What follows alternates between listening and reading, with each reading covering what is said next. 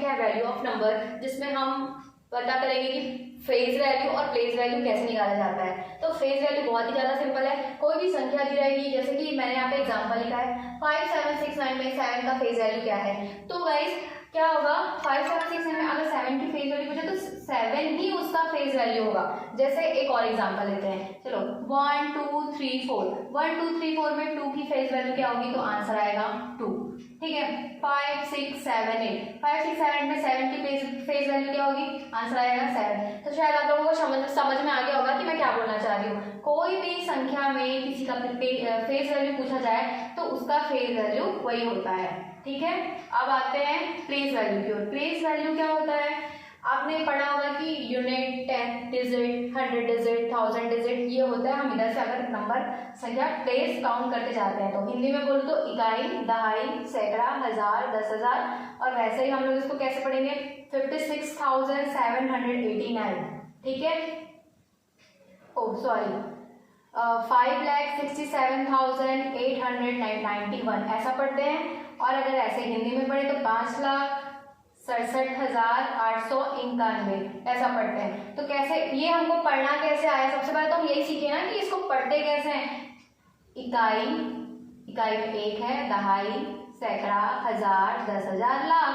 तो 5,67,891 कितना हुआ, तो वैसे ही हम काउंट करेंगे। यूनिट, यूनिट में 1 है, 10 यूनिट में 9 है, 100 यूनिट में 100 डिजिट में 8 है, 1000 डिजिट में 7 है, 10,000 डिजिट में 6 है। तो अगर हमको किसी भी संख्या मान लो 5 6 7 8 9 1 में 8 की प्लेस वैल्यू पूछी तो ये कौन से जगह पे है, इकाई, दहाई, सैकड़ा।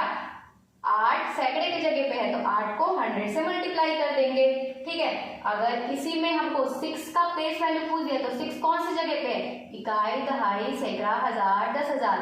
10,000 जगह पे है तो 6 को 10,000 से मल्टीप्लाई कर देंगे, क्या आ जाएगा, 60,000 आ जाएगा। वैसे ही अगर हमको 5 6 7 8 9 में 9 का पूछ दिया प्लेस वैल्यू क्या होगा, तो हमको 9 को 10 से मल्टीप्लाई कर देंगे। क्यों, क्योंकि इकाई, दहाई 10वें जगह पे है। तो आप लोगों को ये जो सिंपल सी संख्या है उसकी प्लेस वैल्यू कैसे निकालते हैं वो समझ में आ गया होगा। अब चलते हैं नेक्स्ट टॉपिक की ओर, मतलब टॉपिक यही होगा और आगे देखते हैं इससे भी और डिफिकल्ट वाली जो संख्या होगी उसकी प्लेस वैल्यू कैसे निकालते हैं।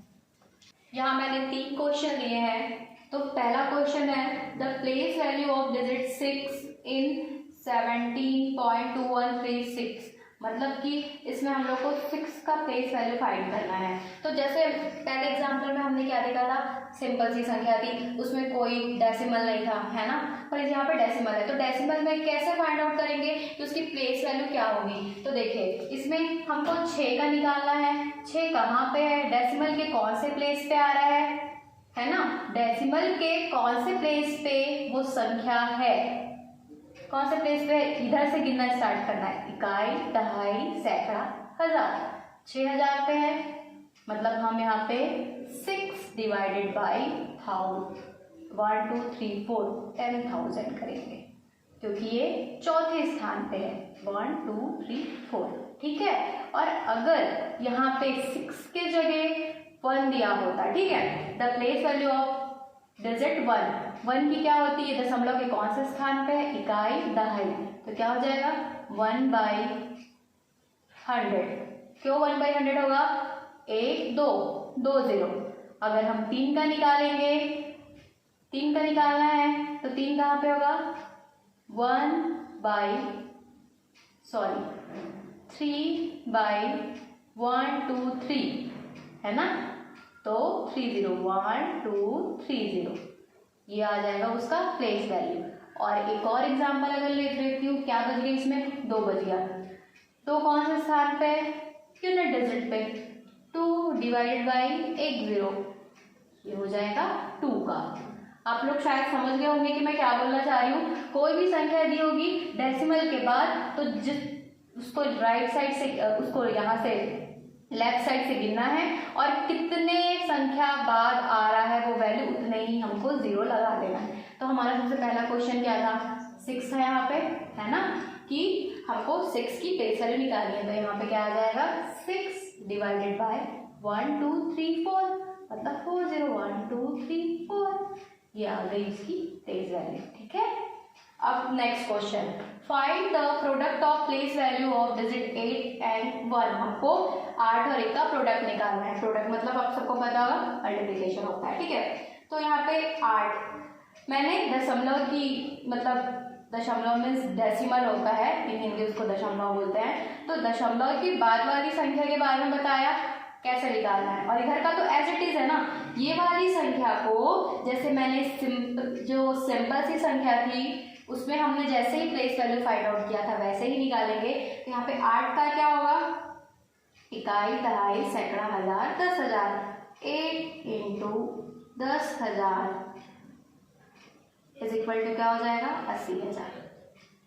ये 8 की प्लेस वैल्यू आ गई। अब हमको 1 का निकालना है। 1 कहाँ पे है, डेसिमल के बाद कहाँ पे है, 1 2 3 है ना।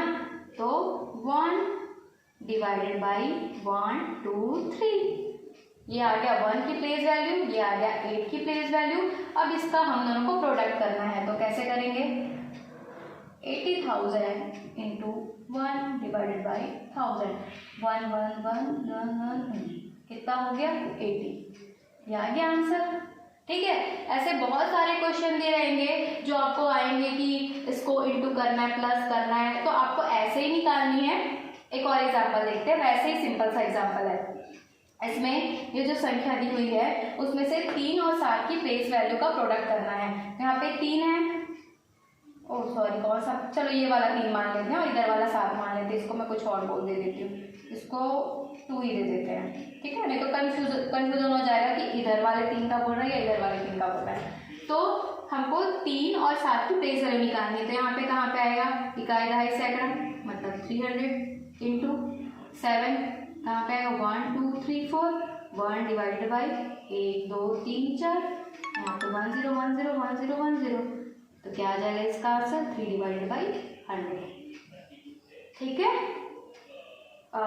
सो सॉरी, यहाँ पे 7 था तो यहाँ पे 1 नहीं लिखना है, 7 लिखना है। तो 3 इंटू 7 21 डिवाइडेड बाई 100, ये आ गया इसका आंसर। आई होप आप लोगों को समझ में आ गया होगा। अब चलते हैं नेक्स्ट क्वेश्चन पे। जो क्वेश्चन रहेगा जिसमें दिया रहेगा एक इक्वेशन सॉल्व करनी है, तो इससे आपको इक्वेशन सॉल्व करने की प्रैक्टिस हो जाएगी। मैं क्वेश्चन बनाती हूँ, ठीक है। तो ये क्वेश्चन है कि 47.2506 है, तो इसका expansion 4a + 7b + 2c + 5 divide by d + 6e है, ठीक है। तो हमको इसकी वैल्यू निकालनी है, मतलब ये कोई संख्या दिया है, इसको हम लोग इस तरीके से भी लिख सकते हैं। तो हमको सबसे पहले a b c d e की वैल्यू निकालनी पड़ेगी, तभी तो हम इसका सॉल्यूशन निकाल पाएंगे। समझ रहे कि क्वेश्चन है, हमको इसको सॉल्व करना है। तो 4a, ठीक है, ये मैं हटा देती हूँ। 4a की वैल्यू निकालने क्या करेंगे, 4a is equal to a क्या है, कौन से, a मतलब प्लेस वैल्यू, 4 की प्लेस वैल्यू, 4a मतलब 4 इंटू 10, क्योंकि वो दहाई अंक पे, इकाई दहाई, ठीक है। 7b 7 कहाँ पे है, इकाई अंक में है, तो कैसे लिखते हैं, 7 इंटू 1, ठीक है। तो 7b इज इक्वल टू क्या हो गया, 7। तो b की वैल्यू क्या आ गई, 1। कैसे आई, 7 कैसे आई, b is equal to 7/7, 7 7 cut गया तो 1 आया, ठीक है। b की वैल्यू आ गई 1 और a की वैल्यू क्या आ गई, 4 कट गया, तो a की वैल्यू क्या आ गई, 10। हमको a की वैल्यू 10 मिल गई, b की वैल्यू 1 मिल गई। अब हमको c चाहिए, 2c इज इक्वल टू 2 कहाँ पे, डेसिमल के एक अंक बाद, तो हम इसको कैसे लिखते हैं, अब भी हमने पढ़ा था 2 डिवाइडेड बाई 10, ठीक है, एक 0 डालेंगे तो c की वैल्यू क्या आ जाएगी, 2 कट जाएगा, c की वैल्यू आ जाएगी 1/10। हमको a b और c की वैल्यू मिल गई। अब d की वैल्यू निकालनी है, ठीक है, 5/d की वैल्यू, 5 कहाँ पे है, दशमलव के 2 स्थान बाद, इकाई दहाई, तो 2 0 निकालेंगे, 1 2 0 लगाए, 5 कट गया, d की वैल्यू क्या आ गई, 100। समझ गए आप लोग। अब हमको e की वैल्यू चाहिए, तो मैं यहीं पे निकाल देती हूँ क्योंकि उधर हम लोग को सॉल्व करना है, ठीक है। तो 6e इज इक्वल टू, 6 कहाँ पे है, 1 2 3 4 जो लगाएंगे, 1/1 2 3 4, ठीक है, 6e है। तो 6 6 कट गया, ई की वैल्यू क्या आ जाएगी 1/1 2 3 4 आ गई इसकी वैल्यू। अब 5a + 3b + 6b हमको इसमें रखना है, तो 5 इंटू ए की वैल्यू आ गई 10 प्लस 3 इंटू बी की वैल्यू आ गई 1 प्लस 6 इंटू सी की वैल्यू आ गई 1/10 प्लस डी की वैल्यू क्या है 100 प्लस 3e 3 इंटू ई की वैल्यू क्या है 1/10,000। अब इसको हम लोग को सॉल्व करना है। आई होप आप लोगों को यहाँ तक समझ में आ गया होगा, ठीक है। उसके बाद इसको सॉल्व करते हैं। 5 into 10 50, 3 into 1 3, 6/1/10 is equal to 6/10 plus 100 plus 3/1 2 3 4, ठीक है। तो इसको प्लस करेंगे क्या आएगा, सॉरी यहाँ पे प्लस है 50 3 53 53 प्लस 100 153, ठीक है। प्लस इसको कैसे लिख सकते हैं 0.6 लिख सकते हैं, इसको कैसे लिख सकते हैं 0.0003, ठीक है, ये लिख सकते हैं। अब इसको हम लोग प्लस करेंगे तो क्या आएगा, अगर आप लोग को ऐसे प्लस करने नहीं आता तो आप लोग 153.0.6.8233 312.6.351 ये आ जाएगा इसका आंसर। आई होप आप लोगों को समझ में आ गया होगा। आगे कोई सी भी क्वेश्चन आएगी आप लोग को ऐसे ही सॉल्व करना है।